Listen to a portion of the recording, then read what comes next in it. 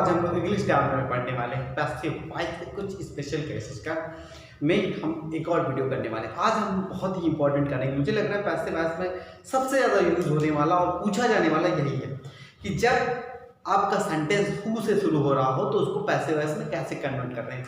खासकर शुरुआती जो होते हैं 6, 7, 8 की बात हो रही है, 9, 10, 11, 12 की भी बात हो रही है। मोस्ट इंपॉर्टेंट थिंग यही है सेंटेंस की। पूछा जाता है कि जब हु के साथ सेंटेंस आपका स्टार्ट हो रहा हो तो आपको पैसिव वॉइस में कैसे कन्वर्ट करता है, इसके बारे में हमें बात करनी है और कोशिश करूंगा कि सबको समझ में आए।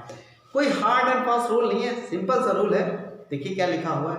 सबसे पहले तो हु को बाय हुम करना है, इज एम आर जो भी सेंटेंस और टेंस के हिसाब से कर लेना है। फिर आपको ऑब्जेक्ट लिखना है, उसके बाद आपको क्या कर देना है, उसके बाद आपकी वर्ब की थर्ड फॉर्म लगाना है। ठीक है, एक सेंटेंस है, चीजें ज्यादा बेहतर समझ में आएंगी। लिखा है who gave him a book. ठीक है, तो ये स्ट्रक्चर है बाय हुम। पहले लिख लीजिए बाय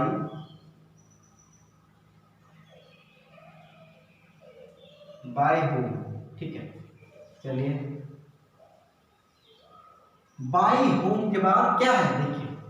अब आपको टेंस ढूंढना है ना, कौन सा टेंस है, तो आपका टेंस गिव यानी कि पास्ट इंडेफिनिट टेंस है। पास्ट इंडेफिनिट टेंस में क्या लगेगा भाई, वाज लगेगा।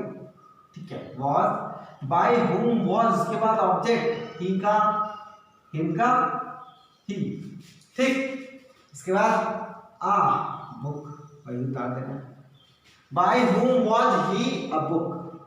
अब इसमें मिसिंग क्या है, आपकी वर्ब की third form given. By whom was he given a book. ठीक है, तो आपको इस स्ट्रक्चर को याद करना। बाय हुम इज एम आप जो भी हो टेंस के हिसाब से लगेगा, फिर ऑब्जेक्ट और ये फिर लगेगा क्या, आपका वर्ब की थर्ड फॉर्म लगने वाली। चलिए ये सेंटेंस हो गया। देखिए बार बार मैं कह रहा हूं, प्रैक्टिस करने से ही चीजें क्लियर होंगी और आपको हैबिचुअल हो जाएंगे इतना ज्यादा कि आपको पता नहीं चलेगा कि आपको ये सारी चीजें आ गई हैं, आप जान जाएंगे। मैं बार बार कह रहा हूं, अगर आपको इंग्लिश सुधारनी है तो बेस्ट ऑप्शन आपके पास है बुक्स पढ़िए, इंग्लिश की ग्रामर की बुक्स पढ़िए। अपने आप ऑटोमेटिक आप चीज़ों को एरर खासकर ढूंढने में आपको बहुत आसानी होगी कि एरर आपको देखते ही पता चल जाएगी। अच्छा इसके साथ ये नहीं आता, जैसे क्यू के साथ हमेशा यू आता है। ठीक है, क्यू के बाद हमेशा ही यू आता है। ठीक है, ये भी मैंने केबीसी में ही देखा था। केबीसी का कोई क्वेश्चन था तो उसमें स्पेलिंग मिस्टेक थी, तो उसमें स्पेलिंग में पूछा गया था ऐसा ही कुछ। ठीक है, क्यू के बाद हमेशा यू आता है। ठीक है, कोई भी स्पेलिंग देख लेगा, कहीं भी क्यू से शुरू हो रहा है तो यू आता है। ठीक है, तो by whom was he given a book, ये हो गया आपका। ठीक, अब देखिए विच बहुत स्पेशल चीज होती है क्योंकि विच कभी सिंगल आता नहीं है, मोस्टली किसी के साथ आता है। ठीक है, ये है which pen, which car, which house, कौन सा घर, कौन सी कार, कौन सा पेन, which boy, which room, which city. इस सब चीजों को मैं देखो विच के बाद एक नाउन आता है। ठीक है, विच के बाद एक नाउन आता है, विच सिंगल नहीं आता है। तो ठीक है, तो ये बात रही आपका विच के साथ एक नाउन आता है। तो उसको सेंटेंस बनाते समय देखिए क्या करते हैं, बाय विच इसके बाद नाउन विच। ठीक है, इज एम आर जो भी सेंटेंस के हिसाब से होगा आपको हेल्पिंग वर्ब लगानी, ऑब्जेक्ट और आपकी थर्ड। देखिए तो by which was telling a story. Okay, चलिए बात कर लेते हैं। आपको पहले आपको क्या करना है, which boy, by which boy, by which boy, by which boy हो गया। ठीक है, अब वॉज है, पास्ट कंटिन्यूअस है तो वॉज ही लगना है।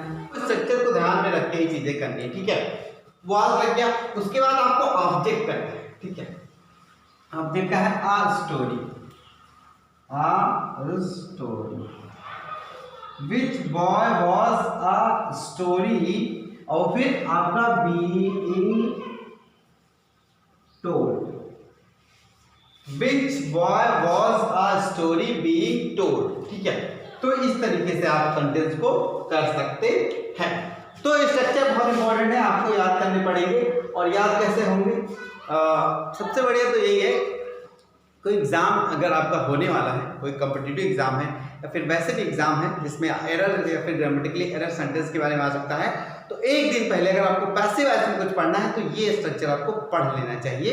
इससे चीज़ें आपको याद रहेंगी और आपके लिए बेहतर भी रहने वाला है। तो इस तरीके से आपने विच और whom के बारे में, बाय हु के बारे में हम लोगों ने पढ़ा। इंपॉर्टेंट है, जितने भी सेंटेंस अब आने वाले हैं, जो वीडियो आने वाले हैं, वो बहुत ज़्यादा इंपॉर्टेंट है। बार बार कह रहा हूँ कि कॉम्पिटिटिव एग्ज़ाम के बारे में, और एग्ज़ाम कोई भी एग्ज़ाम, छोटे मोटे एग्ज़ाम में भी इनको पूछा जा सकता है, ठीक है। छोटे मोटे एग्ज़ाम को बता रहे हैं जो नॉर्मल होते हैं, जिससे नवोदय में भी पूछा जा सकता है एग्ज़ाम्स में। और इंट्रेंस एग्ज़ाम ढेर सारे होते हैं, जैसे 9th में कहीं कहीं इंट्रेंस एग्ज़ाम लिया जाता है, उसमें भी पूछा जा सकता है। इंटर में इंट्रेंस एग्ज़ाम होता है, उसमें तो एक बार मैं चाह रहा हूँ वो पढ़ लीजिए, उसके बाद आपको दोबारा ना पढ़ना पड़े, यही मेरा लक्ष्य है। इसीलिए मैं चीज़ों को डिटेल में करने की कोशिश करता हूँ।